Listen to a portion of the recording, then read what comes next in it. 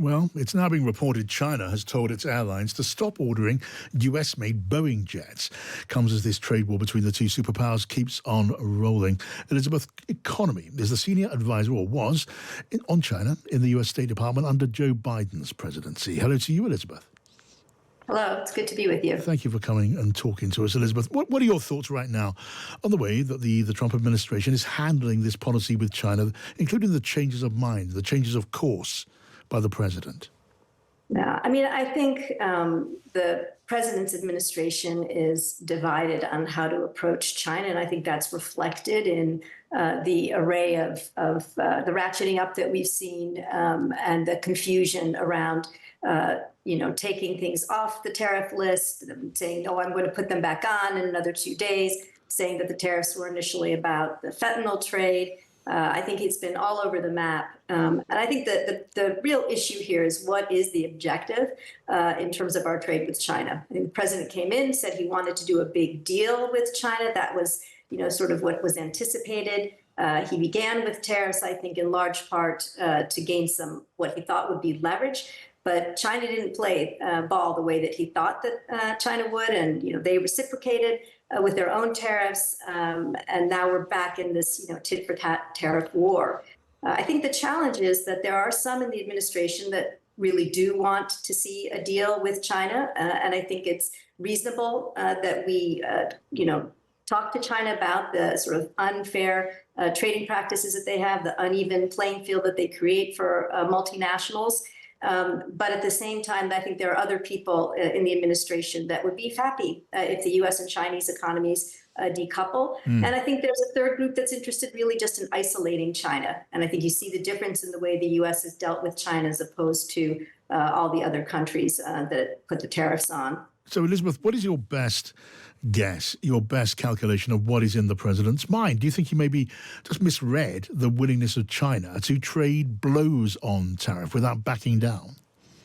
I think he absolutely misread the situation. I think there was an assessment in the White House, an incorrect assessment in the White House, that the Chinese economy was struggling, which is true, but that this would be enough to bring Xi Jinping to his knees. That and the fact that seemingly the Chinese economy is much more dependent on the U.S. economy than vice versa, given in terms of the level of exports.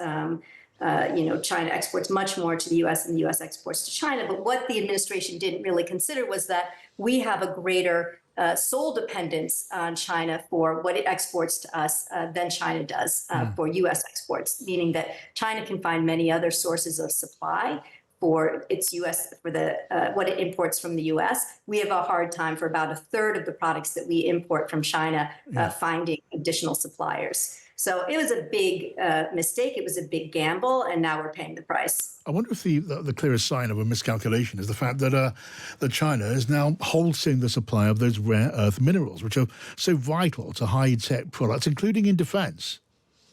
Absolutely. And I think, we should have anticipated this, beginning in the Biden administration. China really developed a much more robust retaliatory toolkit, for the kinds of export controls and tariffs that the U.S. was placing on China. We saw that they already started, putting licensing controls on rare earths. They went after individual U.S. companies. They put U.S. companies on an entity list. So it wasn't just responding with tariffs. They have a whole array of tools at their disposal. And I think this is a very significant blow. And how do you gauge the capacity of China to ride out this storm and absorb the hits from falling demand from America?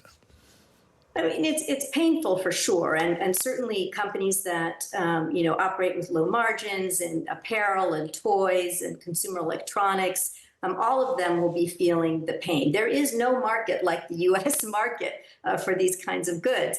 However, we've also seen that Xi Jinping has managed to transform what had been, I think, unhappiness with the way that the Chinese people were looking at their own government, their own problematic economy. Now all of that negative, attitude is directed at the United States. I think we provided Xi Jinping essentially with a scapegoat for what really were the economic ills that his policies had engendered in the Chinese economy. Right. So I think at this point you have a much more nationalistic response. You have a Chinese, populace that is ready to do battle with the United States, to demonstrate their resilience, and I think to ride through what is going to be a painful transition if these tariffs stick. They're estimating, a 1 to 2% hit to China's GDP. So it is consequential. All right. Elizabeth Economy, former advisor to President Biden. Thank you.